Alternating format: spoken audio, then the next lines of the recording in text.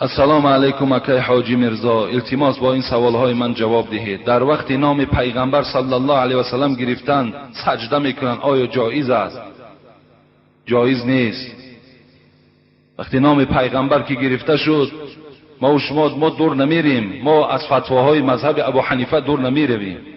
اگر مجموعه الفتوا را ما و شما نظر کنیم، حتی همون تعظیمی که ما در نام پیغمبر میکنیم همون در انسان میگد گناهکار میشود. تعظیم فقط از برای الله میشود خلاص. باید که نام رسول اکرم در کجایی که شنیدید چی میگوید؟ صلی الله علیه و سلم. انا این واجب است، اگر این ترک کنید شما گناهکار میشوید.